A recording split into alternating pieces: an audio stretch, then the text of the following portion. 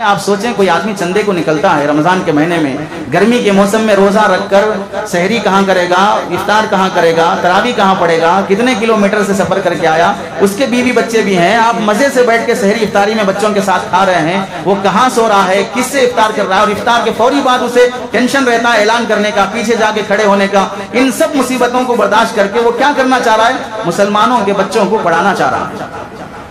ہم نے ایک بہت غلط میسج کر دیا ہے، حال کر دیا ہے کہ ان حافظوں اور عالموں کا جنہیں مصلی اور ممبر پر ہونا چاہیے تھا، انہیں دروازوں پر کھڑا کر دیا ہے مانگنے کے لیے۔ ہماری ذمہ داری ہے، ہم زکوٰۃ دینا ہم پر فرض ہے، تو ہم اعلان کرنے کے بعد بازو بیٹھیں گے، آئیے لکھا کے جائیے، اپنی زکوٰۃ ادا کر کے جائے۔ آپ عبادت کر رہے ہیں، آپ کوئی گناہ نہیں کر رہے ہیں، عبادت کر رہے ہیں تو ڈھنگ سے کرو نا، کیوں بے ڈھنگے طریقے سے عبادت کی جا رہی ہے؟ اس واسطے ان کی توہین نہ کی جائے۔ Like, comment, share and subscribe to الحمد لله نحمده ونستعينه ونستغفره ونؤمن به ونتوكل عليه ونعوذ بالله من شرور أنفسنا ومن سيئات أعمالنا من يهده الله فلا مضل له ومن يضلله فلا هادي له ونشهد أن لا إله إلا الله ونشهد أن محمدا عبده ورسوله أما بعد فقد قال الله تبارك وتعالى في القرآن المجيد والفرقان الحميد أعوذ بالله من الشيطان الرجيم بسم الله الرحمن الرحيم أقيموا الصلاة وآتوا الزكاة واركعوا مع الراكعين وقال تعالى وما آتيتم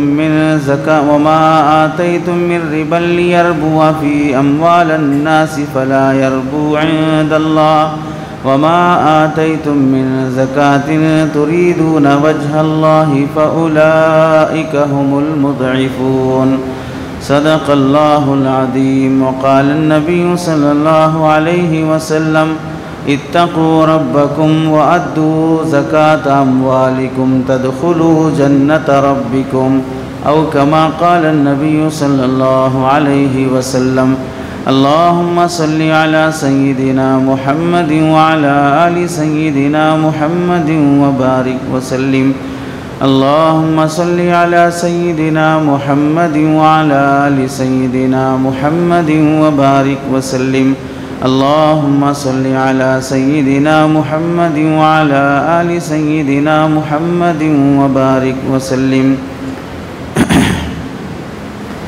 میرے محترم عزیزوں، بزرگوں اور دوستوں، قرآن مجید کی آیات اور حدیث پاک کی روشنی میں آپ حضرات کے سامنے جو بات عرض کرنی ہے وہ ہے اسلام کا بہت اہم فریضہ زکوٰۃ سے متعلق، کہ اپنے اپنے مالوں کی زکوٰۃ ادا کرنا اسلام میں بہت اہم اور ضروری ہے۔ قرآن مجید کی آیت میں اللہ رب العزت ارشاد فرماتے ہیں اقیموا الصلاۃ وآتوا الزکاۃ، نماز قائم کرو اور زکوٰۃ ادا کیا کرو، وارکعوا مع الراکعین، رکوع کرنے والوں کے ساتھ مل کر رکوع کرو، یعنی جماعت کے ساتھ نماز ادا کرو، تنہا نماز ادا نہ کرو، جماعت سے ادا کرو۔ اس میں اللہ تعالیٰ نے قرآن مجید میں تقریباً 70 سے زائد جگہوں پر نماز کے ساتھ اللہ نے زکوٰۃ کا بھی حکم ساتھ میں فرمایا، کہ جہاں نماز کا حکم ہے وہیں ساتھ میں زکوٰۃ کا بھی حکم ہے۔ فقہا لکھتے ہیں اس کی وجہ یہ ہے کہ نماز اسلام میں جس طرح فرض درجے کی ہے، زکوٰۃ بھی اسی درجے کی فرض ہے۔ نماز چھوڑنے والا گنہگار ہے، فاسق اور فاجر ہے، نماز ادا نہ کرنے والا اپنی کوتاہی کی وجہ سے عذاب میں جل سکتا ہے، انکار کر دینے والا نماز کا وہ جہنم میں جائے گا۔ اسی طرح زکوٰۃ ادا نہ کرنے والا وہ بھی فاسق اور فاجر ہے، عذاب ہو سکتا ہے، اور اگر انکار کر دے گا تو پھر وہ کافر ہی ہو جائے گا، جہنم کا حقدار ہوگا۔ زکوٰۃ کا انکار کرنا جائز نہیں ہے، نماز کا انکار کرنا جائز نہیں ہے۔ آج کل ایسے بہت سے فتنے پیدا ہو گئے جو صاف طور سے زکوٰۃ کا اور نماز کا انکار کر دیتے ہیں اور یہ کہتے ہیں کہ اللہ نے تم کو زکوٰۃ کا نماز کا حکم دیا ہی نہیں ہے. یہ سب علماء کی گھڑی ہوئی بات ہے. یوٹیوب پر دیکھا ایک شخص ہے, نام لینا مناسب نہیں ہے. مناسب اس واسطے نہیں ہے کہ بعض نادان ایسے ہوتے ہیں کہ علماء کے نام لینے کی وجہ سے ہی مشہور ہو جاتے ہیں کہ فلاں فالتو اور بیکار قسم کے آدمی کا نام بار بار لیا جا رہا ہے تو وہ علماء کے ذریعے سے مشہور ہونا شروع ہو جائے گا, جبکہ اس پھٹیچر کو کوئی جانتا بھی نہیں ہوگا.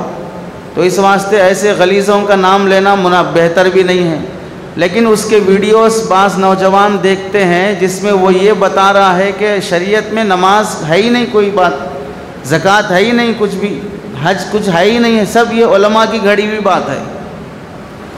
اب جو قرآن کی آیات ہیں 70 سے زائد جگہوں پر جہاں نماز کا روزے کا حکم دیا جا رہا ہے تو اس سب کا الٹا مطلب ہے. نماز کا مطلب یہ ہے کہ آپ دل سے اللہ کو مانو بس.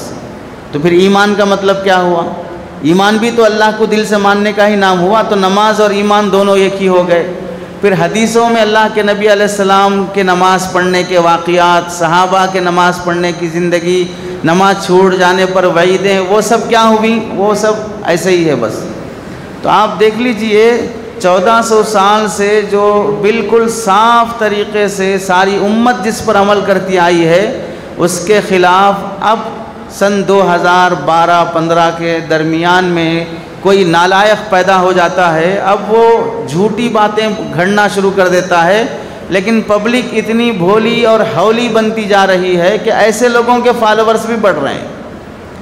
یعنی حال ایسا ہو گیا ہے کہ اگر گلی میں کوئی پاگل کھڑے ہو کر ناچتا رہے گا تو ہمارے سماج میں بہت سے عقل مند ایسے ہیں جو پاگل کو دیکھنے کے لیے کھڑے رہیں گے بس. حضرت لقمان حکیم رحمۃ اللہ علیہ, جن کے بارے میں رضی اللہ تعالیٰ نبی ہونے کی بات پکی علماء نے نہیں لکھی ہے, تو اس واسطے کبھی علیہ السلام بھی بولتے ہیں, کبھی رضی اللہ تعالیٰ عنہ بھی بولتے ہیں.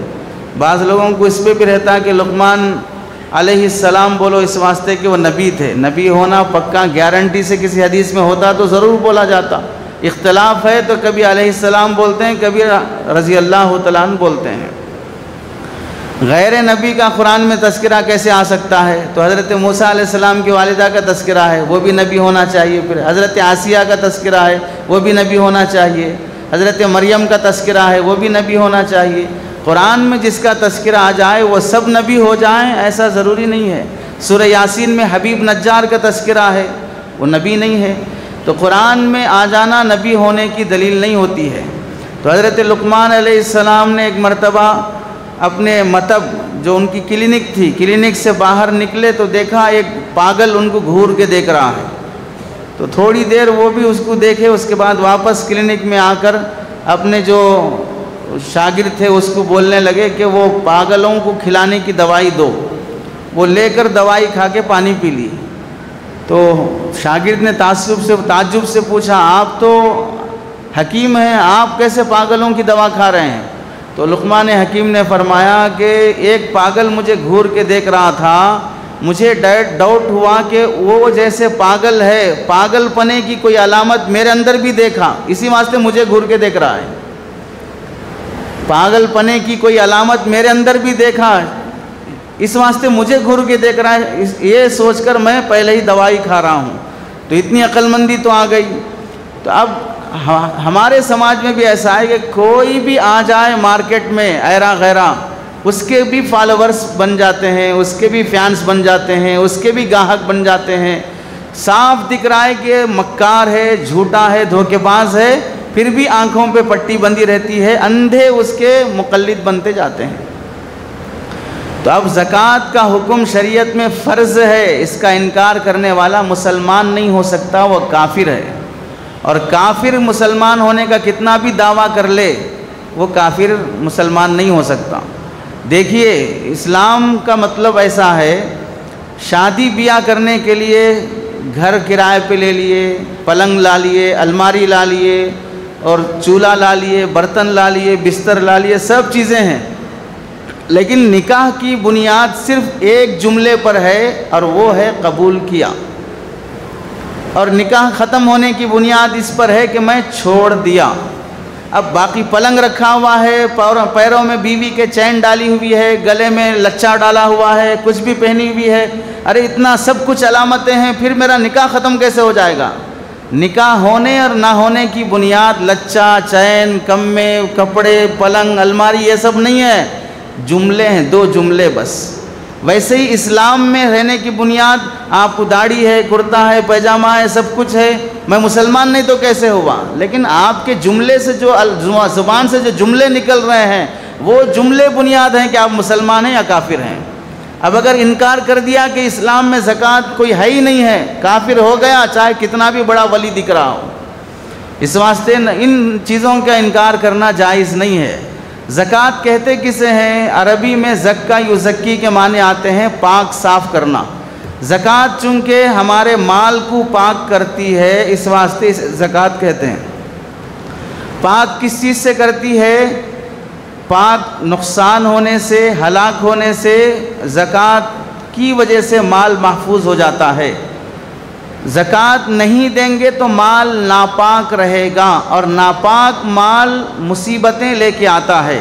اس کی مثال، اگر کسی آدمی کو شوگر زیادہ ہونے کی وجہ سے جسم کی انگلی اگر خراب ہو جائے، سڑ جائے، اور ڈاکٹر نے کہا اتنی انگلی کاٹ دینا پڑے گا، کاٹ دیے تو عافیت سے باقی سارا جسم محفوظ رہتا، اگر نہیں کاٹیں گے تو وہ سڑان بڑھتی جائے گی اور پورے جسم کو سڑا دے گی، آدمی کینسر کی بیماری میں مبتلا ہو کے بھی مر سکتا ہے۔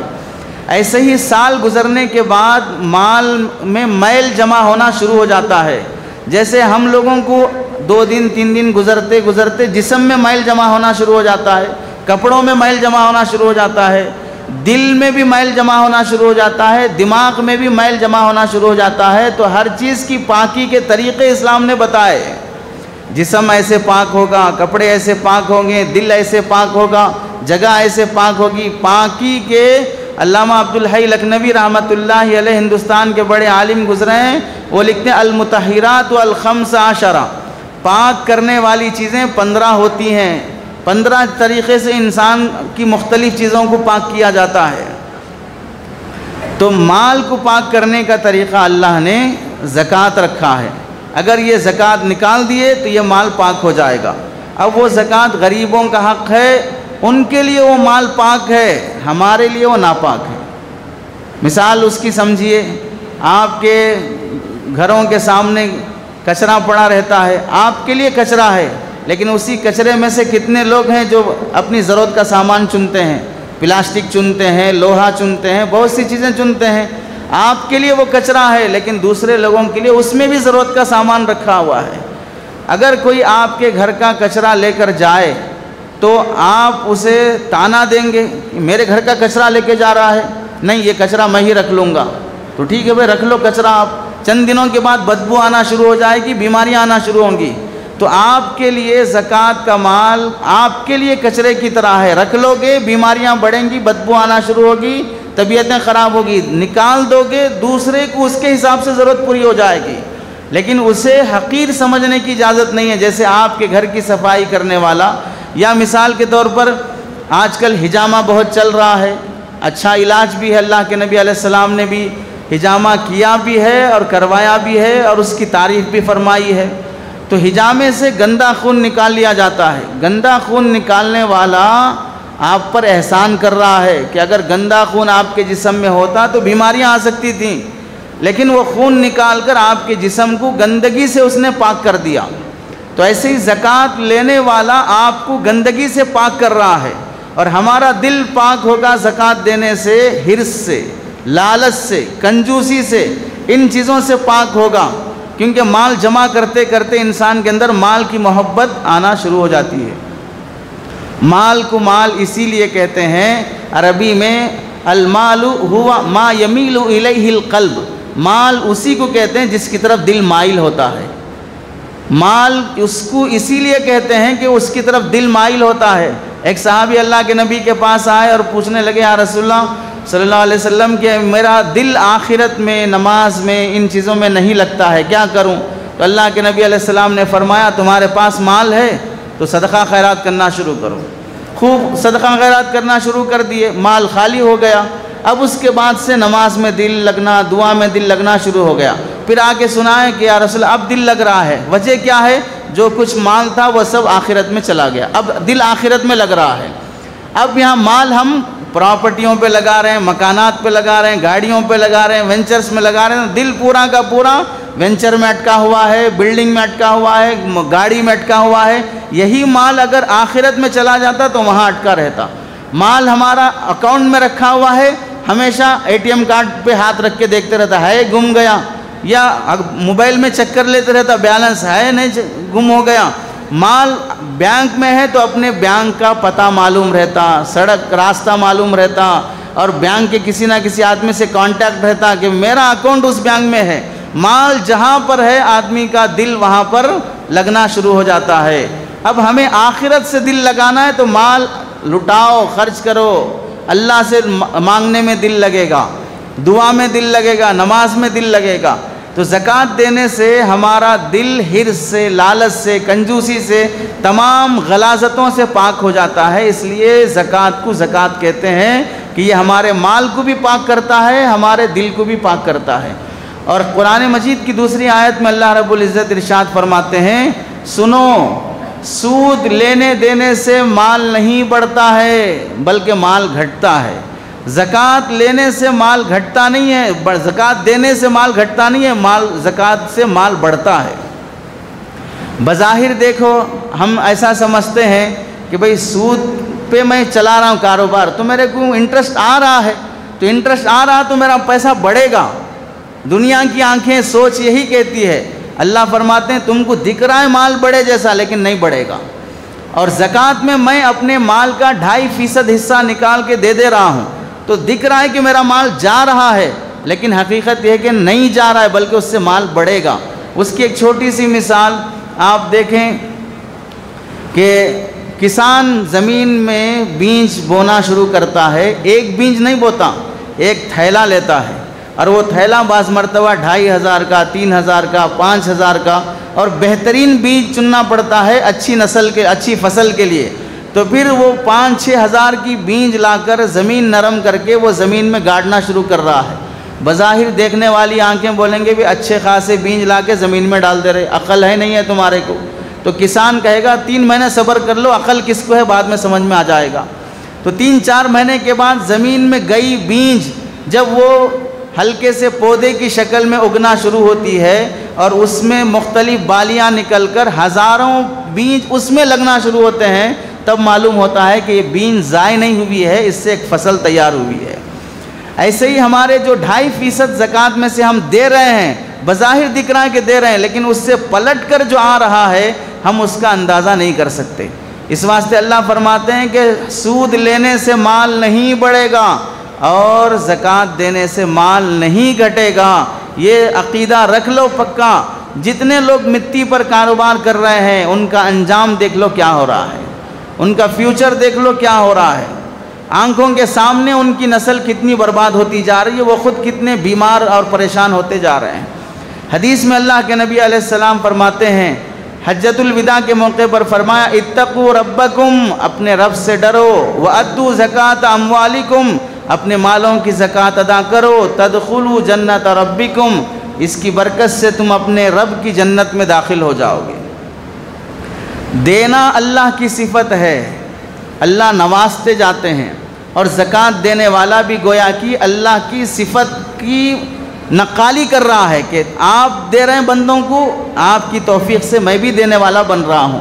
اس سے اللہ تعالیٰ خوش ہوتے ہیں۔ چنانچہ حدیث میں ہے، جب بندہ خرچ کرتے جاتا ہے تو فرشتے دعا کرتے ہیں، اللہ سے فرماتے ہیں، عرض کرتے ہیں، یا رسول اللہ فلاں بندہ خوب لٹا رہا ہے، آپ بھی اس پر لٹائیے، آپ بھی اس پر خزانے آسمان کے دروازے کھول دیجئے۔ اور جو ٹائٹ روک کے رکھتا ہے، دیتا نہیں ہے، تو فرشتے کہتے ہیں کہ اللہ آپ بھی اس کے لیے تنگ کر دیجئے، اسے آسمان کے دروازے نہ کھولیے۔ آپ سمجھیے، اوپر زمین سے ہم پہلے زمانے میں کنویں سے پانی لیتے تھے، جیسے جیسے پانی نکالا جا رہا ہے دیکھنے والے کو دیکھے گا بھئی کنواں تو خالی ہو جائے گا، اتنا پانی نکالیں گے۔ آپ کھیت میں چلے جائیے، بہت سے کنویں سے 6 گھنٹے تک موٹر لگا کے پانی چھوڑتے رہتے ہیں. بھئی اتنا پانی نکلا تو کنواں 1 مہینے میں خالی ہو جائے گا. لیکن آج تک کسی کسان کو کنواں خالی ہونے کی فکر لائق نہیں ہوئی، اس واسطے کہ اوپر سے پانی نکل رہا ہے لیکن نیچے سے پانی ابل رہا ہے، اس پانی کے نیچے چشمہ جاری رہتا ہے. ایسے ہی زکوٰۃ میں اوپر سے پیسہ جا رہا ہے لیکن نیچے سے اللہ تعالیٰ اس مال کی حفاظت اور برکت کے راستے کھولتے جاتے ہیں. چنانچہ ہمارا تجربہ بھی ہے، مشاہدہ بھی ہے. ایک بار بندے پر زکوٰۃ فرض ہو گئی تو اللہ نے اسے زکوٰۃ دیتے رہنے کی برکت سے کبھی واپس پھر زکوٰۃ لینے کی نوبت نہیں لائی. عام طور سے یہی ہوتا ہے کہ اب دینا شروع کر دیا کنٹینیو تو پھر اس میں ترقی دیتے جاتے ہیں. لاسٹ ایئر 5 لاکھ کی زکوٰۃ نکالا تھا لیکن ماشاءاللہ سال ہوتے ہوتے 10 لاکھ کی زکوٰۃ نکال رہا ہے. کیسے بڑھ گئے 5 لاکھ؟ اب 5 لاکھ کی 10 لاکھ کی نکالا تھا، اگلے سال 15 کی ہو جاتی ہے. جو زکوٰۃ دیتے جاتے ہیں عموماً ان کے مال میں اضافہ ہوتے ہی رہتا ہے. شریعت کے لحاظ سے آداب کی رعایت کرتے ہوئے زکوٰۃ نکالیں گے تو اس لیے زکوٰۃ نکالنا ہم سب پر فرض ہے اور ہماری ذمہ داری ہے. اور زکوٰۃ نکالنے کے سلسلے میں نصاب کیا ہے زکوٰۃ کا؟ زکوٰۃ کا نصاب سونے کے حساب سے 8 تولے 7 گرام 480 ملی گرام، چونکہ تولہ 10 گرام کا ہے اس لحاظ سے 8 تولے 7 گرام 480 ملی گرام سونے کا نصاب ہے. چاندی کا نصاب 61 تولہ 2 گرام 360 ملی گرام، یہ چاندی کا نصاب ہے. 7.5 تولے ہم لوگ پہلے سے بھی سنتے آئے ہیں. تولہ اس وقت 11 گرام 300 ملی گرام کے آس پاس کا تھا، اس لیے اس وقت 7.5 تولے سونا تھا نصاب. لیکن 15-20 سال ہو گئے، نصاب بدلے ہوئے، تولہ بدلے ہوئے.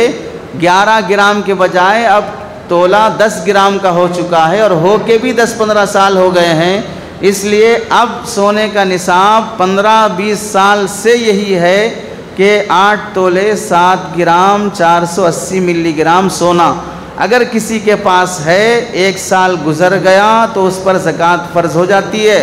اور اگر کسی کے پاس چاندی 61 تولہ 2 گرام 360 ملی گرام ہے، 1 سال گزر گیا اس پر زکوٰۃ فرض ہو جاتی ہے.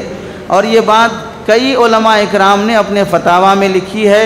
اردو فتاویٰ کے لحاظ سے دیکھیں، فتاویٰ قاسمیہ ہے، ایضاح المسائل ہے، کتاب المسائل ہے، کتاب الفتاویٰ ہے. ان تمام فتاویٰ کی کتاب میں یہی نصاب لکھا ہوا ہے.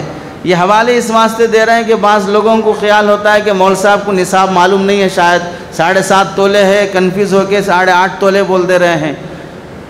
کنفیوز ہو کر نہیں بولا جا رہا، مسئلہ پڑھ کر ہی بولا جا رہا ہے. 8 تولے 7 گرام 480 ملی گرام ہی تولہ ہے. زکوٰۃ کے سلسلے میں ایک بات یاد رکھنی چاہیے. عام طور سے ہماری شادی جب ہوتی ہے تو اس وقت دلہن سونا لے کے آتی ہے تو لوگ یہ سمجھتے ہیں کہ زکوٰۃ یہاں سے فرض ہوگی. دلہن سونا لے کے آنے کے بعد سے زکوٰۃ فرض ہوگی. اس سے پہلے جب تک میں کنوارا رہوں گا تب تک مجھ پر زکوٰۃ فرض نہیں ہوگی. زکوٰۃ کا تعلق کنوارے اور شادی شدہ ہونے سے نہیں ہے، زکوٰۃ کا تعلق مال سے ہے. شادی سے پہلے بھی اگر کسی کے پاس اتنے پیسے جمع ہو گئے جس سے وہ 62 تولے چاندی خرید سکتا ہے. 62 تولے چاندی یعنی آدھا کلو سے زائد. آدھا کلو چاندی کتنے کی ہوگی؟ 25-30 ہزار روپے کی ہوگی. تو اب اس لحاظ سے اگر کسی آدمی کے پاس یوں سمجھ لیجئے کہ 1.25 کلو کے قریب 62 تولے کے قریب تو 55,000 یا 60,000 یا 70,000 مارکیٹ میں ریٹ معلوم کر لیں کہ 1 کلو چاندی کا ریٹ کتنا ہے. تو اس لحاظ سے اگر کسی کے پاس 50-55 ہزار کے آس پاس کیش جمع ہے، 1 سال گزر گیا، یوز میں نہیں آئے یا یوز میں آ رہے ہیں، ہوتے ہوتے اتنے ہی ہیں پھر بھی، مثلاً اکاؤنٹ میں 50-60 ہزار کے آس پاس ہیں، کبھی استعمال کر رہے کبھی خرچ ہو رہے، لیکن سال شروع ہونے سے لے کر ختم ہونے تک جب حساب کیا گیا تو 60 ہزار کے آس پاس موجود رہتے ہیں تو اس پر زکوٰۃ فرض ہو جاتی ہے، چاہے شادی نہ ہوئی ہو، بشرطے کہ وہ بالغ ہو چکا ہو. اور ایسے ہی زکوٰۃ کے سلسلے میں لوگ ایک بات یہ بھی سمجھ لینا چاہیے کہ انگریزی مہینے کا اعتبار نہیں کیا جائے گا زکوٰۃ کے سلسلے میں، اسلامی مہینے کا اعتبار کیا جائے گا۔ ہماری شادی جنوری میں ہوئی تھی، اب میں زکوٰۃ نکالنا چاہ رہا ہوں، جنوری کا اعتبار نہیں ہوگا، وہ جانوروں کے حساب سے رہتی ہے وہ جنوری کے مہینے میں کون سا اسلامی مہینہ تھا وہ معلوم کر لو، اسلامی مہینے میں کب آپ کی شادی ہوئی، پھر نیکسٹ ایئر اسی اسلامی مہینے میں آپ پر زکوٰۃ فرض ہوتی ہے۔ مثلا یوں سمجھیے فروری کے مہینے میں رجب کا مہینہ تھا، تو اب اگلے سال آپ پر فروری میں زکوٰۃ واجب نہیں ہوگی بلکہ رجب میں زکوٰۃ واجب ہوگی۔ دونوں ایک ہی ہوتے نا مول صاحب، ادھر فروری رجب ہے ادھر فروری رجب ہے، اب دونوں ایک ہی ہوتے، 5 سال گزرنے کے بعد دونوں میں 6 مہینے کا فرق آ جاتا ہے، 4 مہینے کا فرق آ جاتا ہے، 10 سال گزرنے کے بعد 2-3 مہینے کا فرق بہر صورت آ جاتا ہے۔ اس لیے انگریزی مہینے کا اعتبار نہیں کیا جائے گا، اسلامی مہینے میں آپ کے پاس کب مال آیا یا آپ کی شادی کب ہوئی وہ یاد رکھنا پڑے گا، اگلے سال اسی مہینے میں زکوٰۃ فرض ہوگی۔ تیسری بات یہ ہے کہ زکوٰۃ کے سلسلے میں جس طرح مہینہ اسلامی ہونا ہے، ویسے ہی ایک بہت بڑی غلطی جو عام لوگوں سے ہوتی ہے، جس کی طرف تقریباً 80% لوگوں کا 90% لوگوں کا جو زکوٰۃ نکالتے ہیں ان کا بھی ذہن نہیں جاتا۔ وہ بڑی غلطی کیا ہے؟ زکوٰۃ کے سلسلے میں دن متعین نہیں کرتے ہیں کہ کون سے دن مجھ پر زکوٰۃ فرض ہوئی ہے، یہ متعین نہیں کرتے ہیں، مطلق کیا کر لیتے ہیں، رمضان میں زکوٰۃ دیتے ہیں، رمضان میں کون سے دن زکوٰۃ فرض ہوئی آپ پر، یہ دن متعین کرنا بھی ضروری ہے۔ بہت سے لوگ وہ ہیں کہ ہماری زکوٰۃ کون سے دن فرض ہوئی ہے اس کا علم ہی نہیں ہوتا، مہینہ یاد رکھ لیتے، دن یاد نہیں رکھتے۔ دن یاد نہیں رکھنے کا بہت بڑا نقصان ہوتا ہے۔ کیا نقصان ہوتا ہے؟ مثلا آپ کے پاس مال رمضان المبارک کی 10 تاریخ کو آیا، 10 رمضان کو آپ 10 لاکھ روپے کے مالک بنے، اب 10 رمضان سے لے کر نیکسٹ ایئر 10 رمضان جب آئے گا تو اب یہ 10 رمضان پر آپ پر زکوٰۃ فرض ہو جائے گی۔ آپ نے 10 رمضان کو زکوٰۃ کا حساب کرنے کے لیے نہیں بیٹھا، چونکہ دن میرا متعین نہیں تھا، مہینے میں کبھی بھی نکال لیتے ہیں۔ 11 رمضان کو مثال کے طور پر بچہ بیمار ہو گیا، یا کسی کو ہم گاڑی کا پیسہ دیے یا گھر میں راشن لا کے ڈال لیے، رمضان کے خرچوں کے لیے 1 لاکھ روپے خرچہ کر لیے، 11 رمضان کو 10 لاکھ روپے میں سے 1 لاکھ روپے خرچ ہو گئے۔ اب اس کے بعد 15-20 رمضان میں آپ زکوٰۃ کا حساب کرنے کے لیے بیٹھے تو آپ کے پاس 9 لاکھ روپے ہیں، تو آپ کیا کریں گے؟ 9 لاکھ روپے کی زکوٰۃ نکالیں گے۔ بھئی 1 لاکھ کہاں ہو گئے؟ وہ تو خرچ ہو گئے، لیکن کب خرچ ہوئے؟ 11 رمضان کو خرچ ہوئے، اور 10 کو اس پر زکوٰۃ فرض ہو گئی تھی، اب وہ 1 لاکھ کی آپ نے زکوٰۃ نہیں نکالی۔ اب اس طرح سال بھر کیا ہو رہا ہے؟ ہر سال دن متعین نہیں ہونے کی وجہ سے زکوٰۃ فرض ہو جانے کے بعد جو پیسہ خرچ ہو رہا ہے اس پیسے کا زکوٰۃ میں حساب نہیں لگایا جاتا، جس کی وجہ سے کئی لوگوں کی زکوٰۃ ادھوری رہ جاتی ہے۔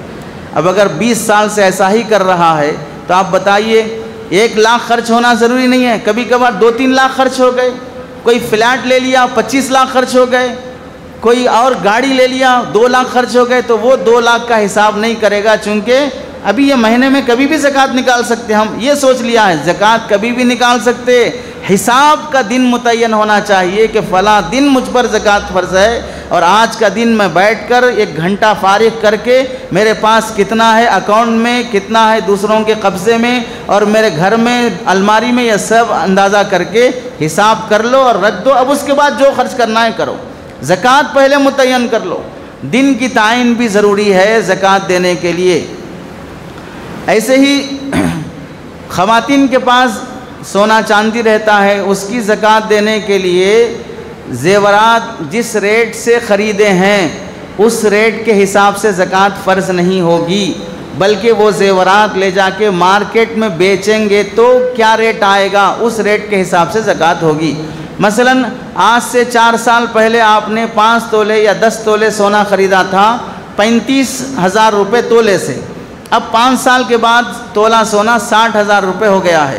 اب عورتیں حساب لگا رہی ہیں 35,000 سے خریدے، ہم خریدے 35,000 سے، اب یہ سونا لے جا کے بیچیں گے تو تولہ 58,000 روپے میں آ رہا ہے۔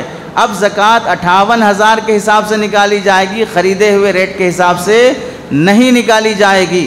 اور ایسے ہی ایک مسئلہ یہ بھی ہے کہ مثال کے طور پر ہمارے پاس 10 لاکھ روپے پیسے ہیں، اس پر سال گزرنے کو قریب ہے، رمضان آیا تو سال ہو جاتا ہے، لیکن شعبان کے مہینے میں ہمارے پاس ایک 5 لاکھ روپے کہیں سے اور آ گئے، ہدیے میں آ گئے، وراثت میں آ گئے، یا پروفٹ میں آ گئے، بزنس میں آ گئے، کہیں سے بھی آ گئے، یا جو وعدہ تھا کہ زیرو اکاؤنٹ کھلانے کے بعد ہر ایک کے اکاؤنٹ میں 15 لاکھ آئیں گے بول کے وہ خواب پورا ہو گیا، وہ تو کبھی ہونے والا نہیں ہے جب تک حضرت اسرائیل اٹھا کے نہیں لے جائیں گے، تو وہ آ گئے بالفرض۔ تو اب رمضان کے مہینے میں آپ 10 لاکھ کی زکوٰۃ نہیں دیں گے، بلکہ وہ 15 دن پہلے جو 5 لاکھ آپ کے اکاؤنٹ میں آئے ہیں اس کو بھی انکلوڈ کر کے 15 لاکھ کی زکوٰۃ دینا پڑے گا۔ ایسا نہیں ہے کہ وہ 5 لاکھ پر الگ سے ایک سال گزرے تو اگلے سال زکوٰۃ دوں گا، اس پر الگ سے سال گزرنا ضروری نہیں ہے۔ اس کی وجہ کیوں ہے؟ وجہ یہ ہے کہ مال کی زکوٰۃ فرض ہو جانے کے بعد بیچ میں آنے جانے والے کا حساب نہیں کیا جاتا، بیچ میں آنے جانے والے کا حساب نہیں کیا جاتا۔ سال ختم ہونے کے وقت آپ کے پاس جو ہے اس کی زکوٰۃ دو۔ مثال کے طور پر یوں سمجھیے، آپ کو تعجب ہوگا کہ بھئی 15 دن پہلے آئے 5 لاکھ، اس کی بھی زکوٰۃ دینا ہے، اس پہ تو سال ہی نہیں گزرا۔ اب اس کا برعکس کر لیں، مثلا رمضان کے 10 تاریخ کو آپ پر زکوٰۃ فرض ہوتی ہے، 9 تاریخ کو وہ 10 لاکھ میں سے 9 لاکھ روپے خرچ ہو گئے۔ رمضان کی 10 تاریخ کو زکوٰۃ فرض ہوتی ہے آپ پر، لیکن رمضان کی 9 تاریخ کو وہ 10 لاکھ روپے میں سے 9 لاکھ روپے آپ خرچ کر دے کے پلاٹ خرید لیا۔ اب 10 تاریخ کو جب آپ پر زکوٰۃ فرض ہوگی تو کتنی کی فرض ہوگی؟ 1 لاکھ کی فرض ہوگی۔ کیوں؟ زکوٰۃ فرض ہونے کے دن آپ کے پاس 1 ہی لاکھ روپے تھے، 9 لاکھ روپے آپ نے ایک دن پہلے خرچ کر دیے۔ تو شریعت یہ بولتی ہے فرض ہونے کے دن کتنا ہے وہ اعتبار ہوگا، اس کے پہلے خرچ ہو گیا تو بھی اعتبار نہیں، آ گیا تو بھی اعتبار نہیں، لیکن دن میں کتنا ہے زکوٰۃ جب فرض ہوگی اس کا لحاظ کریں گے۔ تو اب آپ کو یہاں تعجب نہیں ہوگا کہ بھئی ایک دن پہلے 9 لاکھ چلے گئے تو 1 لاکھ کی فرض ہوگی، پھر تو بہت مزے ہیں۔ زکوٰۃ فرض ہونے سے ایک دن پہلے ہم پورا پیسہ خرچ کر دیں گے، خرچ کر کے دکھاؤ دیکھیں گے اگلے سال پھر رہتے کیا۔ بہانے اگر کریں گے اللہ کے پاس زکوٰۃ دینے کے تو وہ تو سب سے زیادہ بہانے والا ہے، اس کو ہیلے تو اور زیادہ آتے ہیں، وہ تو انسانوں کو سکھانے والا ہے۔ وَمَكَرُوا وَمَكَرَ اللَّهُ وَاللَّهُ خَيْرُ الْمَاكِرِينَ۔ وہ جب کبھی پلان کرتا ہے تو پھر ساری دنیا فیل ہو جاتی ہے، بچنے کے بہانے نہیں کرنا چاہیے۔ ایسے ہی زکوٰۃ کے سلسلے میں ایک بات یہ بھی یاد رکھنا ہے کہ بزنس وغیرہ شوہر کرتا ہے، بیوی عام طور سے بزنس نہیں کرتی ہے ہمارے ایشیا کے سماج میں۔ حالانکہ خواتین کو بھی اس بات کی ترغیب دینا چاہیے کہ الماریوں میں جو 20-20, 25-25, 40-40 تولے سونا جو اٹھا کے رکھتی ہیں اور سال میں 2-3 مرتبہ پہنتی ہیں بس، باقی نارمل ڈیلی یوز کے وہ تو بہت چھوٹے اور مختصر ہوتے ہیں، اور زیادہ مقدار کا جو سونا ہے وہ عام طور سے الماری پہنتی ہے، اس کی زینت بنی رہتی ہے۔ اب وہ سونا 40 تولے ہے، 4 بار بھی سال میں نہیں پہنتے، لیکن اس کی زکوٰۃ تقریباً 50,000 کے آس پاس آتی ہے۔ 40 تولے کی زکوٰۃ تقریباً 50,000 کے آس پاس آتی ہے، چونکہ 20 لاکھ کے قریب ہو جاتا ہے، اور 10 لاکھ کے 25,000 روپے زکوٰۃ ہے تو 50,000 روپے 40 تولے کی زکوٰۃ تقریباً ہو جاتی ہے۔ تو ہر سال اتنا خرچ کرتے ہیں، بڑی نعمت ہے اللہ کی۔ یہ 40 تولے اس طرح رکھنے کے بجائے آپ اسے بزنس میں انویسٹ کر دو، اپنے شوہر کے بزنس میں پارٹنر بن جاؤ، بیٹے کے بزنس میں پارٹنر بن جاؤ، بھائی کے بزنس میں پارٹنر بن جاؤ، اور شوہر کی ذمہ داری ہے بیوی کا پیسہ اگر لیا بزنس میں، پوری امانت داری کے ساتھ کتنے پرسنٹیج سے اس کا پروفٹ آ رہا ہے، پروفٹ بیوی کو پہنچانا پڑے گا۔ ایسا نہیں ہے کہ نہیں میں کیا میری بیوی کیا سب برابر ہیں، تو پھر بیوی کے کپڑے تم پہن لو، تمہارے کپڑے بیوی پہن لے گی، پھر میں کیا وہ کیا۔ ایک سال بیوی بچے جنم دے گی، دوسرے سال آپ پلان کیجئے۔ شریعت میں اس کا کوئی اعتبار نہیں ہوتا ہے کہ ہم اور بیوی سب ایک ہیں، بچے ماں باپ سب ایک ہیں۔ ہر ایک کی نماز الگ فرض ہوتی ہے، ہر ایک پہ روزہ الگ فرض ہوتا ہے، ہر ایک پہ زکوٰۃ الگ فرض ہوتی ہے۔ جیسے نماز میں یہ نہیں بولتے کہ میں کیا میری بیوی کیا، اس کی نماز میں میری نماز وہ پڑھ لیتے، نہیں چلتا، ویسے ہی زکوٰۃ میں بھی ایسے ہی نہیں چلے گا، معاملات میں بھی نہیں چلے گا۔ بیوی کا پیسہ اگر بزنس میں انویسٹ کرنے کے لیے لیا ہے تو اس کا پروفٹ دینا پڑے گا، اور وہ پیسے انویسٹمنٹ کے لیے لینے کے بعد امانت داری کے ساتھ حساب ختم ہونے کے بعد لوٹانا پڑے گا۔ بہت سی مرتبہ ہمارے نوجوان جب شادیوں کے موقع پر سونا لیتے ہیں تو بڑی شرافت سے بولتے ہیں سونا ہم کو تھوڑی دے رہے ہیں، ہم تھوڑی پہنیں گے، ان کی بیٹی کو دے رہے ہیں، تو یہ بول کر بچ جاتے ہیں اور پوری بھیک برابر مانگ لیتے ہیں۔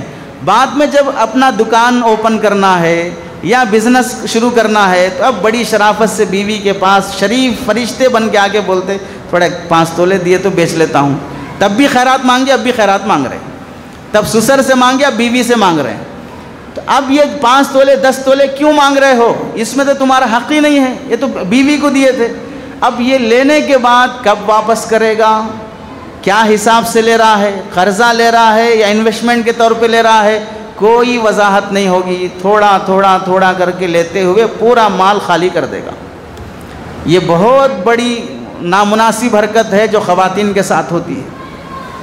ہم ان کا سونا لیتے ہیں تو اسے واضح کریں کہ بھئی میں قرض کے طور پہ لے رہا ہوں، اتنے سال کے بعد واپس کروں گا، یا میں بزنس میں انویسٹمنٹ کے طور پر لے رہا ہوں، آپ کا 20% میرے پروفٹ میں سے حصہ رہے گا، آپ کو منتھلی یا 6 منتھ میں یا سالانہ آپ کو آپ کا پروفٹ دیا جائے گا۔ یہ ہونا چاہیے۔ نہیں ہونے کی وجہ سے کیا غلطی ہو رہی ہے کہ بعض مرتبہ جو لوگ زکوٰۃ کے حقدار یعنی زکوٰۃ کے مالک ہوتے ہیں وہ پوچھتے ہیں کہ میں بزنس کر رہا ہوں، 5 لاکھ روپے کا میرے ذمے قرضہ ہے اور 25 تولے سونا ہے، تو اب میں زکوٰۃ کیا حساب سے نکالوں؟ تو اب سوچنے کے بعد بعض حضرات ایسا جواب دے دیتے ہیں کہ 25 تولے سونے کی زکوٰۃ تقریباً 12.5 لاکھ کے آس پاس وہ ہوتا ہے سونا، تو اب اس کی زکوٰۃ 30,000 یا 28,000 کے آس پاس ہوتی ہے، اور آپ کے 5 لاکھ روپے قرضہ ہیں تو 27,000 میں سے 5 لاکھ لیس کر دے کے باقی 27 لاکھ اس میں سے 22,000 روپے آپ زکوٰۃ دیجیے۔ اس طرح کا جواب رہتا، حالانکہ بزنس یہ محترم کر رہے ہیں، قرضہ یہ ہیں، اور سونا کس کا ہے؟ بیوی کا ہے۔ بیوی کے سونے کو اپنے کھاتے میں ڈال کر اور اپنے قرضے کو بیوی کے کھاتے میں سے لیس کر رہے ہیں۔ بیوی کے مال کی زکوٰۃ کا حساب الگ سے پوچھو علماء سے، اور اپنے پراپرٹی کیش بزنس کا مسئلہ الگ سے پوچھو علماء سے، دونوں کو ضم کر کے نہ پوچھو۔ یہ اس غلط فہمی کی وجہ سے کئی لوگوں کے مال کی زکوٰۃ کما حقہ نہیں نکلتی ہے، اس غلط فہمی میں رہنا چاہیے۔ اور ایک مسئلہ ایسا ہی ہے کہ بہت سے لوگ مجبوری کی وجہ سے پیسہ نہیں ہوتا ہے تو اپنا سونا لے جا کر بینک میں گروی رکھ دیتے ہیں اور بینک سے لون لا کر اپنی ضروریات پوری کرتے ہیں۔ یہاں پہلی بات یہ یاد رکھیں، بینک میں سونا رکھ کر وہاں سے لون وغیرہ کچھ بھی لانا یہ ناجائز اور حرام ہے، کیونکہ وہ لون گولڈ لون پر انٹرسٹ بہر صورت ہوتا ہے، اور انٹرسٹ پر لینا ناجائز اور حرام ہے۔ اگر آپ کو ویسی ہی ضرورت ہے اس سونے میں سے 1 تولہ بیچ دو، 2 تولے بیچ دو، آج جو اللہ دیا ہے کل وہ اللہ ضرور دے گا، لیکن یہ سونا محفوظ بھی رہے، خرچ نہ ہو، اور ادھر سود پر ہم معاملہ کر لیں تو آپ دیکھ لیجئے کہ جس دن وہ گولڈ لون کا سلسلہ شروع ہوگا 10 سال گزر جاتے ہیں، گھر میں کبھی برکت نہیں ہوتی، ابھی بھی رکھ رہا ہے۔ بعض خاندانوں میں ہم نے دیکھا شادی ہونے کے 1 مہینے کے بعد چھوٹے بھائی کی بیوی کا بھی گولڈ لے جا کے رکھ دیا، فلاں بھاوج کا گولڈ لے جا کے رکھ دیا، بہن کا گولڈ لے جا کے رکھ دیا، 4 خواتین کا گولڈ لے جا کے رکھا ہے، پھر بھی پیٹ نہیں بھرا ہے، پھر بھی قرضے ادا نہیں ہو رہے ہیں، کیونکہ حرام کا دھندا شروع کر لیا ہے انٹرسٹ پہ لینے کا۔ اس لیے کبھی بھی ضرورت پیش آئے 1-2 تولہ سونا بیوی کی اجازت سے بیچ دو، قرضے کے طور پہ لے لو، بعد میں کما کر دینے کے وعدے اور ارادے رکھو۔ حضرت عائشہ رضی اللہ تعالیٰ عنہ فرماتی ہیں جو بندہ قرض واپس لوٹانے کی نیت سے لیتا ہے تو اللہ تعالیٰ فرشتے متعین کر دیتے ہیں اس کی مدد کرنے کے لیے، تاکہ اس کی کمائی میں تعاون اور ہیلپ ہو فرشتوں کی، اور وہ کما کر اپنا قرضہ لوٹا سکے۔ اور جو لوٹانے کی نیت ہی نہیں رکھتا ہے ہر دن اس کا عذاب میں گزرتا ہے، ہر دن اس کا تکلیف میں گزرتا ہے۔ اس لیے رہن کے طور پہ مت رکھو، اگر بالفرض کسی نے رکھ لیا ہے تو شریعت کا حکم یہ ہے کہ جو گولڈ بینک میں رہن کے طور پر ہو اس گولڈ پر زکوٰۃ فرض نہیں ہوتی ہے۔ آپ کی موجودہ پراپرٹی اور کیش میں سے جو بھی پیسہ ہے اسے حساب کر کے گولڈ لیس کر دے کر باقی مال پر سے آپ کو زکوٰۃ ادا کرنا پڑے گا۔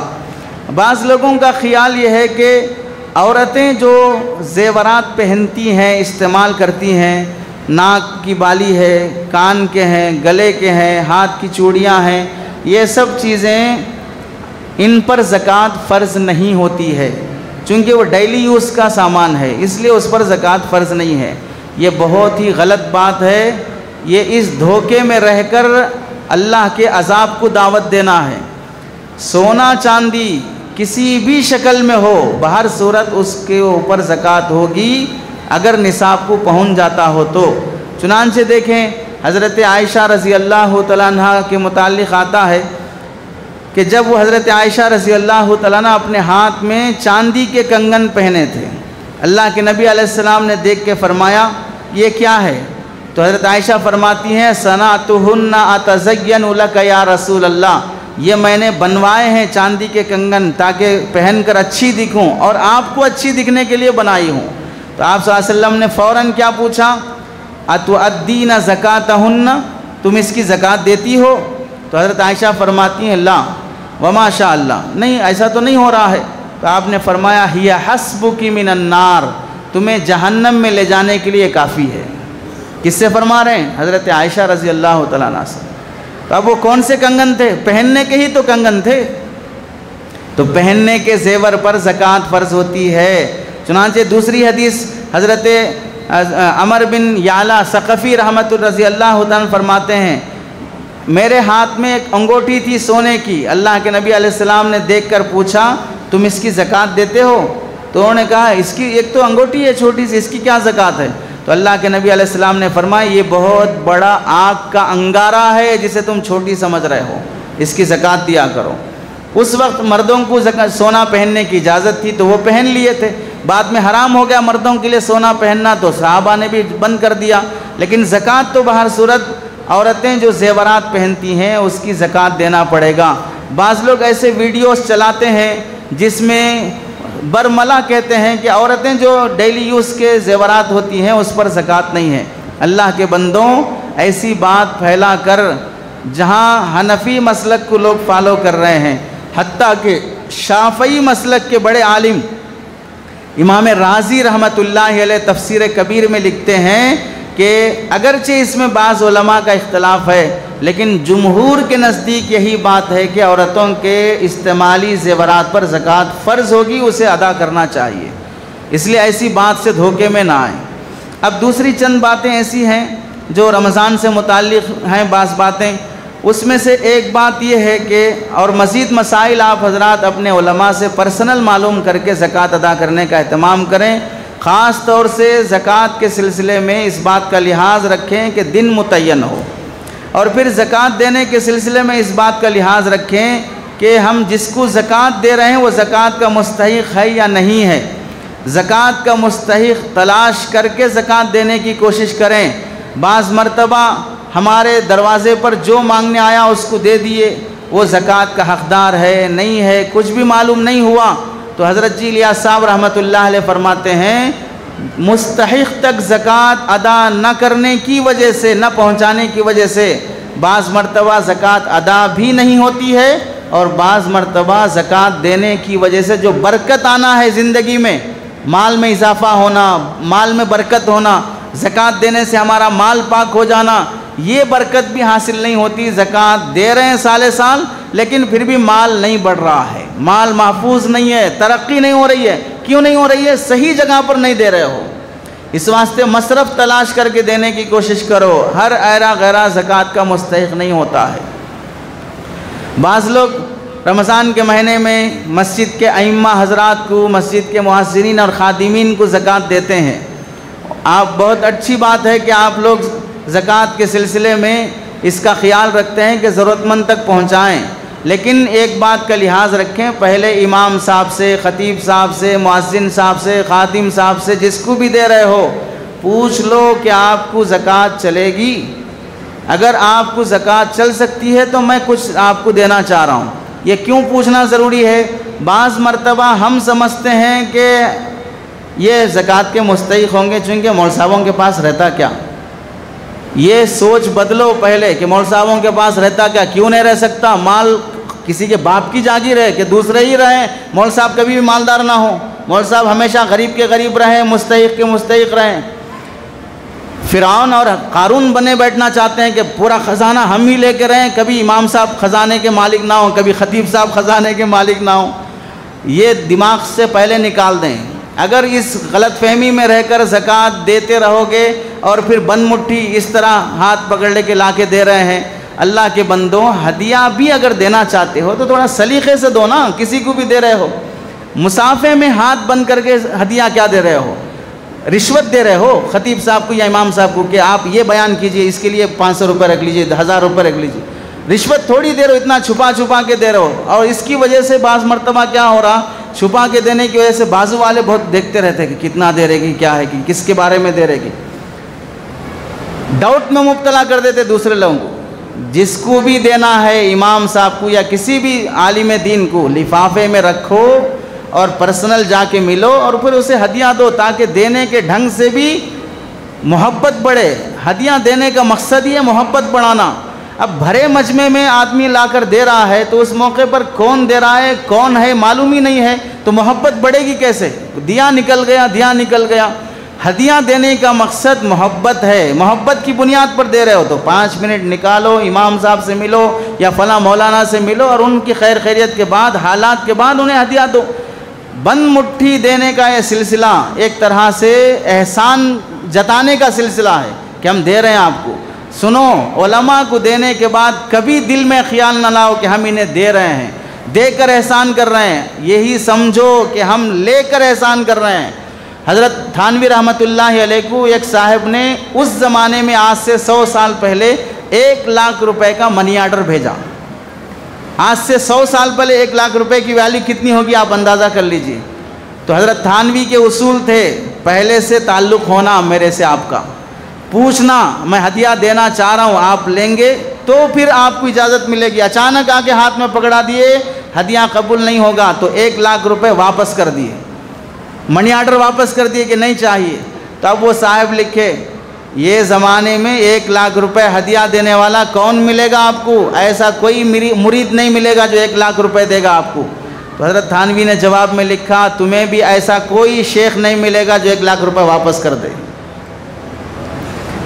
اگر ہم نہ لیں ہدیہ، نہیں چاہیے آپ کا ہدیہ ہم کو کیونکہ آپ کے دینے کا ڈھنگ صحیح نہیں ہے، تو ایسا تھوڑی ہے کہ علماء کا گھر نہیں چلے گا، مر جائیں گے، موت آ جائے گی۔ سلیقہ طریقہ ہونا چاہیے لینے دینے میں، اس واسطے علماء کو دیتے ہو۔ چونکہ مجھے 2 دن پہلے ایک صاحب نے میسیج کیا کہ علماء کو کپڑے لاتے ہیں، ہدیے دیتے ہیں، تو وہ کس مت سے ہے معلوم نہیں ہو رہا ہے، ہم لیں یا نہ لیں۔ ایک مولانا مجھ سے پوچھنے لگے، میں نے کہا پہلے وضاحت پوچھ لو بھائی کس میں سے دے رہے ہو، چونکہ رمضان میں دینے والے عام طور سے وہی شریف لوگ رہتے ہیں، زکوٰۃ نکالو دے دو، زکوٰۃ نکالو دے دو، سال بھر تو نہیں دکھاتے ہیں محبت۔ تو پہلے پوچھ لو کہ بھئی کس میں سے دے رہے ہو، اگر زکوٰۃ میں سے تو میں زکوٰۃ کا مستحق نہیں ہوں، صاف بول دو، کیونکہ غلط جگہ پر اس کی زکوٰۃ جائے گی تو اس کی زکوٰۃ ادا نہیں ہوگی۔ ہدیہ فلاں کو ملے نہ ملے کوئی مسئلہ نہیں ہے، لیکن زکوٰۃ صحیح جگہ پر ہونا ضروری ہے، اس لیے پوچھ کر دو۔ اور جس عالم دین کے پاس اللہ نے مال دیا ہے، وہ نصاب کے بقدر مال کا مالک ہے، تو اسے بھی چاہیے کہ وہ بتا دے کہ بھئی میں زکوٰۃ کا مستحق نہیں ہوں، مجھے زکوٰۃ نہیں چلے گی۔ اسی کے پیش نظر میں بھی آپ حضرات کے سامنے یہ بات عرض کرنا چاہتا ہوں، میں زکوٰۃ کا مستحق نہیں ہوں۔ کوئی یہ شرافت کی کوشش نہ کرے کہ ہدیے کے نام پر زکوٰۃ لا کر دے، اس کی زکوٰۃ ادا نہیں ہوگی، اس کا لحاظ رکھ لیں۔ دوسرے علماء سے آپ پوچھ لیں، ان کے حق میں جو بہتر ہو آپ فیصلہ کریں۔ اور ایک مسئلہ یہ ہے زکوٰۃ رمضان کے متعلق، بہت سی مسجدوں میں لوگ رمضان کی نسبت سے سال مکمل ہونے کی وجہ سے بونس دیتے ہیں، بہت اچھی بات ہے، دینا چاہیے سال بھر کی خدمت کا، لیکن اس میں غلطی یہ ہوتی ہے کہ شب قدر یا تیسرے عشرے میں لا کر دیتے ہیں۔ ایسے ہی امامت کی تنخواہ بھی آگے دیں گے، تراویح کے پیسے بھی ختم ہونے کے بعد دیں گے۔ اللہ کے بندوں، جب دینا طے ہے، رمضان شروع ہونے سے پہلے دے دیے، اور پھر جب ہم بولتے ہیں کہ رمضان آنے سے پہلے رمضان کی تیاری کر لو، اب علماء بھی رمضان آنے سے پہلے تیاری کرنا ہے۔ اب اگر آخری عشرے میں شب قدر میں لا کر لفافہ دو گے، اب رمضان کی تیاری کرنے کے لیے جائیں امام صاحب، اب رمضان کی تیاری کرنے کے لیے مارکیٹ میں نکلیں، پھر آپ لوگ ہی دیکھ کے بولیں گے مول صاحبان بولے رمضان میں مارکیٹ میں نکو بول کے، پھر دیکھو کتنے مول صاحبان دکھ رہے۔ تو پہلے کیوں نہیں دے دیا؟ اس واسطے مسجدوں کے ذمہ داروں سے درخواست ہے کہ اپنے اپنے خادمین کا جو بھی ان کا مشاہرہ ہے وہ پہلے لوٹانے کی کوشش کرو، اس سے ثواب بھی زیادہ ملے گا اور دعا بھی ملے گی۔ اگر دیر کرتے جاؤ گے تو بعض شریف نہیں ہوتے ہیں، بولتے رہتے کیا ڈیٹ ہے، بڈھا کب دیتا نہیں معلوم، ابھی 20 دن ہے، ابھی 15 دن ہے، ہمارا صدر تو دماغ پھرا ہوا ہے، ایسا بولنا شروع کر دیتے ہیں۔ اس واسطے پہلے دو تاکہ دعائیں ملیں۔ اور میں ہماری اس مسجد کی کمیٹی کی تعریف کر سکتا ہوں کہ بھئی یہ لوگ اس سلسلے میں بہت خیال کرتے ہیں کہ وقت سے پہلے دیتے ہیں۔ اور میں اس واسطے کہتا ہوں کہ مسجدوں میں بعض مسجدیں ایسی ہیں جہاں پر سنجیدگی اور سلیقہ مندی آ رہی ہے، سب مسجدیں ہٹی ہوئی نہیں ہیں، وہاں کے ذمہ دار سب ہٹے ہوئے نکلے ہوئے نہیں ہیں، بعض شریف بھی ہیں جو سمجھ سکتے ہیں کہ معاملے کی نوعیت کیا ہے۔ چنانچہ مجھے ایک صاحب نے بتایا کہ ایک مسجد ٹولی چوکی میں ہے کہ وہاں ماشاءاللہ ایک امام صاحب مقرر ہوئے، نام نہیں بتاؤں گا، امام صاحب کی سیلری ہے 25,000 روپے، اور اس کے ساتھ ساتھ 2 BH کا فلیٹ فیملی کو رکھنے کی خاطر، اس کے ساتھ ساتھ بچوں کی اسکول کی تمام اخراجات ہم برداشت کر لیں گے۔ اب آپ بتائیے، ایسی مسجدیں قابل تعریف ہیں۔ مسجد بنانے کی جب پلان کرتے ہو تو مسجد کے امام صاحب اور مؤذن صاحب کو رکھنے کا بھی تو پلان ہونا چاہیے۔ 6 کلومیٹر دور سے نماز پڑھانے آ رہے امام صاحب، 5 کلومیٹر دور سے اذان دینے آ رہے ہیں مؤذن صاحب، آتے جاتے ہوئے ایکسیڈنٹ ہو گیا، آتے جاتے ہوئے 5 منٹ 3 منٹ کی دیر ہو گئی، اس پر روزانہ جھگڑے ہو رہے ہیں، 3 منٹ دیر 5 منٹ دیر۔ اللہ کے بندے اسے قریب کیوں نہ رکھ لیتے؟ جب دن میں 5 ٹائم اسے مسجد میں آنا ہے تو قریب کیوں نہ رکھ لیتے؟ اللہ کے نبی علیہ السلام مسجد کے امام تھے، تو کہاں تھا اللہ کے نبی علیہ السلام کا گھر؟ پورا مسجد نبوی سے ملی ہوئی تمام 9 مکانات اللہ کے نبی کے مسجد نبوی سے ملے ہوئے تھے۔ تو ہم مسجدیں بڑی بڑی بنانے کے ساتھ، مسجدوں کی ملکیاں کرائے پہ دینے کا پروگرام بنانے کے ساتھ یہ بھی کوشش کرنا چاہیے کہ مسجد سے متصل 2 مکانات 3 مکانات ایسے ہوں جو امام، نائب امام، مؤذن وغیرہ کے لیے رکھے جائیں تاکہ ان کو سہولت رہے۔ First floor, second floor, third floor, AC، قالین، فلاں فلاں، یہ سب پلان ہو رہا ہے، لیکن خادمین کے سلسلے میں کوئی پلان نہیں ہو رہا ہے۔ اس واسطے یکسوئی کے ساتھ کام کرنے والے ائمہ ملنا مشکل ہو جاتے ہیں۔ امامت بھی ہو، مارکیٹ میں تجارت بھی ہو، امامت بھی ہو، فلاں جگہ بھی ہو، اس میں کنفیوژن کے ساتھ چلتے ہیں، جس کی وجہ سے پوری توجہ مسجد کی طرف نہیں ہوتی ہے۔ ہم نے دیکھا ایک جگہ پر ایک صاحب نے مسجد کے جگہ میں ایک فلیٹ بنا کے دیا کہ اس مسجد میں امام یا مؤذن کو رکھائیں آپ لوگ۔ مسجد کی کمیٹی کے لوگ اتنے شریف تھے، فری میں بنا کر دیے ہوئے فلیٹ میں بھی امام اور مؤذن کو رکھ کے اس سے بھی سیلری لے، اس سے بھی کرایہ وصول کر رہے ہیں، اور تنخواہ کتنی دے رہے ہیں؟ 11,000 روپے۔ کتنے سال سے ہے صاحب مؤذن؟ 12 سال سے ہے۔ تنخواہ کتنی ہے؟ 11,000۔ وہ 11,000 میں سے پھر 4-5 ہزار کرائے کے نام پہ وصول کر لیتے ہیں حیدرآباد جیسے شہر میں۔ آپ بتائیے یہ لوگ دعا کے مستحق ہیں؟ میں سمجھتا ہوں وہ مؤذن، وہ امام کبھی اس کمیٹی کے لیے دعا ہی نہیں کیا ہوگا۔ اگر دعا کیا ہوگا تو وہ بہت شریف ہوگا، بہت نیک آدمی ہوگا جو ایسے لوگوں کو بھی دعا دے رہا ہے۔ اللہ کے بندوں، سوچو کہ کیا کر رہے ہو۔ اس واسطے مسجدوں کے نظام میں درست اور تبدیلی لانا بہت ضروری ہے۔ اور اسی کے ساتھ رمضان میں بہت سے لوگ، ایک مؤذن صاحب مل کر کہنے لگے کہ 5 سال ہو گئے ہماری تنخواہ بڑھائے ہوئے، اور چونا صرف رنگ پالش کرنے کے لیے 1.5 لاکھ روپے خرچہ کر دیے۔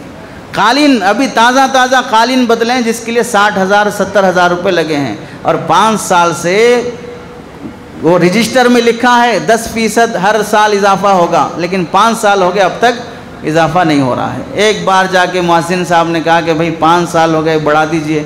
ہمارے پاس بجٹ نہیں ہے، رہنا ہے تو رہو، جانا ہے تو جاؤ۔ اتنا ظلم، اتنی درندگی۔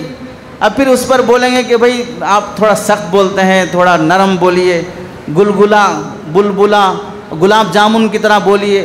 یہ جو حالات دیکھے جا رہے ہیں، اب آپ بتائیے اس پر خود اس کو کتنا غصہ آیا ہوگا، وہ دل میں کتنی گالیاں دیا ہوگا۔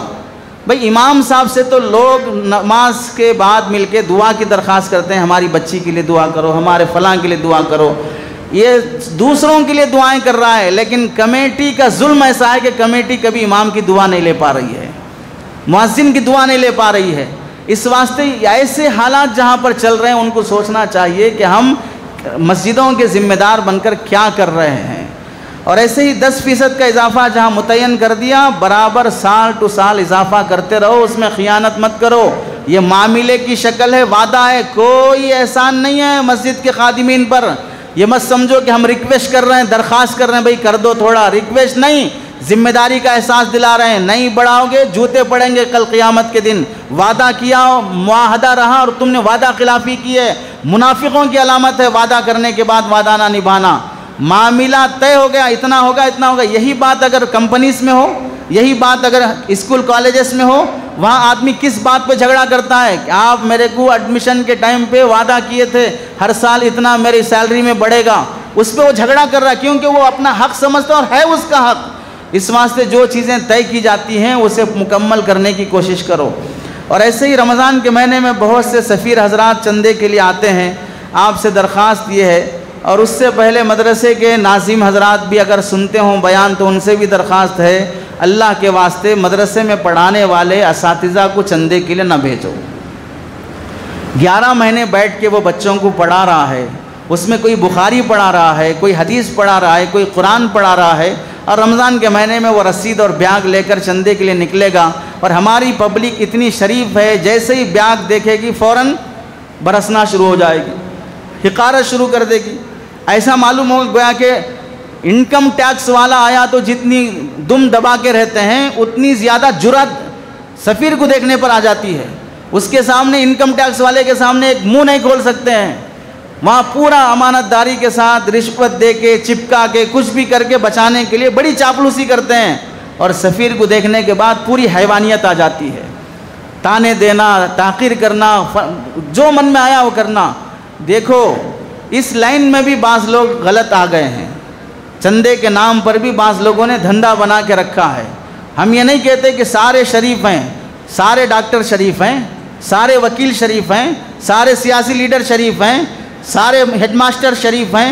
کتنے غلیظ اور حیوان قسم کے ٹیچر اسکولوں میں نہیں پائے جاتے ہیں۔ ابھی تازہ واقعہ اس ہفتے کا کہ یو پی مہاراشٹر کے کسی علاقے میں 15 سالہ مسلمان نوجوان کو اتنا ٹارچر کیا ایک ہندو ٹیچر نے۔ اسے ٹیچر کہا جائے یا درندہ حیوان کہا جائے، کس ماں باپ کی اولاد سے پیدا ہوا ہوگا؟ انسانیت نام کی چیز نہیں ہے۔ مسلمان بچے کو ٹارچر کر کر کے تو مسلمان ہے، تو پاکستان کا ہے، تو فلاں ہے، بچوں کے سامنے ذلیل کر کے کھڑا کر کے اتنا ڈپریشن میں کر دیا کہ وہ بچہ خودکشی کر کے مر گیا۔ ٹیچر ماں باپ کا درجہ رکھتا ہے، استاذ ماں باپ کی بات جتنا نہیں سنتے بچے اتنا ٹیچر کی بات سنتے ہیں۔ اگر ٹیچر ایسے حیوان اور غلیظ نکل آئیں تو آپ بتائیے انہیں چوراہے پہ کھڑے کر کے مار نہ دیا جائے تو کیا کیا جائے؟ اتنا درندگی بھا رہے ہیں۔ اس سے پہلے بھی آپ نے دیکھا کہ لیڈی ٹیچر ہونے کے بعد بھی مسلمان بچے کو کلاس میں کھڑا کر کے دوسرے بچوں کے ذریعے سے تھپڑ لگوائے۔ تو درندے ہر سماج میں ہیں، ہر شعبے میں ہیں، لیکن اس کی وجہ سے کیا یہ کہیں گے کہ بھئی ٹیچر بننا بند کر دو؟ اس کی وجہ سے کہیں گے ڈاکٹر بنانا بند کر دو، وکیل بنانا بند کر دو؟ غلیظ اور صحیح کو پہچان کرنے کی ذمہ داری ہماری ہوتی ہے۔ ایسے ہی چندہ کرنے والوں میں صحیح اور غلط کا فیصلہ کرنے کی ذمہ داری ہونا چاہیے کہ ہم تلاش کر کے معلوم کر کے دیں، لیکن حقارت نہ کریں، ذلیل نہ کریں۔ دینا ہو دیں، نہ دینا ہو نہ دیں، خاموشی سے نکل جائیں۔ آپ سوچیں کوئی آدمی چندے کو نکلتا ہے رمضان کے مہینے میں، گرمی کے موسم میں روزہ رکھ کر سحری کہاں کرے گا، افطار کہاں کرے گا، تراویح کہاں پڑھے گا، کتنے کلومیٹر سے سفر کر کے آیا، اس کے بیوی بچے بھی ہیں، آپ مزے سے بیٹھ کے سحری افطاری میں بچوں کے ساتھ کھا رہے ہیں، وہ کہاں سو رہا ہے، کس سے افطار کر رہا ہے، اور افطار کے فوری بعد اسے ٹینشن رہتا ہے اعلان کرنے کا، پیچھے جا کے کھڑے ہونے کا۔ ان سب مصیبتوں کو برداشت کر کے وہ کیا کرنا چاہ رہا ہے؟ مسلمانوں کے بچوں کو پڑھانا چاہ رہا ہے۔ ہم نے ایک بہت غلط میسج کر دیا ہے، حال کر دیا ہے کہ ان حافظوں اور عالموں کا جنہیں مصلی اور ممبر پر ہونا چاہیے تھا، انہیں دروازوں پر کھڑا کر دیا ہے مانگنے کے لیے۔ ہماری ذمہ داری ہے، ہم زکوٰۃ دینا ہم پر فرض ہے، تو ہم اعلان کرنے کے بعد بازو بیٹھیں گے، آئیے لکھا کے جائیے، اپنی زکوٰۃ ادا کر کے آپ عبادت کر رہے ہیں، آپ کوئی گناہ نہیں کر رہے ہیں، عبادت کر رہے ہیں تو ڈھنگ سے کرو نا، کیوں بے ڈھنگے طریقے سے عبادت کی جا رہی ہے؟ اس واسطے ان کی توہین نہ کی جائے۔ اور اس سے پہلے بھی ہم نے کہا تھا کہ اعلان کے سلسلے میں ابھی بھی ہم دیکھ رہے ہیں بہت سی مسجدوں میں چندے کا جو اعلان ہوتا ہے بہت ہی نامناسب طریقے سے ہوتا ہے۔ ذمہ داروں کو چاہیے، مسجد کے ذمہ داروں کو، وہ بیچارے پتہ نہیں وہ بیان سنتے یا نہیں سنتے ہیں، یا نہیں تو ان کو معلوم ہوتا نہیں معلوم ہوتا ہے۔ صدر صاحب یا کوئی بھی ذمہ دار اعلان کی اجازت دینے کے بعد یہ لکھ کر دیں کہ اعلان ڈھنگ کا ہونا چاہیے۔ اعلان ایسا کرتے ہیں، ہمارے مدرسے میں غریب بچے، یتیم بچے اور نادار لوگ بیچارے، کوئی پرسان حال نہیں ہے، بہت ہی غریب ایریا علاقہ ہے، بچے کو کھانے پینے کپڑے سب ہم ہی دیکھتے ہیں، ماں باپ کا کوئی پتہ ہی نہیں ہے، مدرسہ ہی پوری کفالت کرتا ہے، آپ ہی لوگوں کے تعاون اور چندے سے مدرسے چلتے ہیں۔ اس واسطے جاتے ہوئے آپ اپنی زکوٰۃ، صدقات، عطیات فلاں ان سب سے تعاون کرتے ہوئے جائیں۔ ایسا گھٹیا اعلان اگر کیا جائے گا تو پبلک کے دماغ میں آئے گا کہ مدرسے میں غریب بچے ہی پڑھتے ہیں، مدرسے میں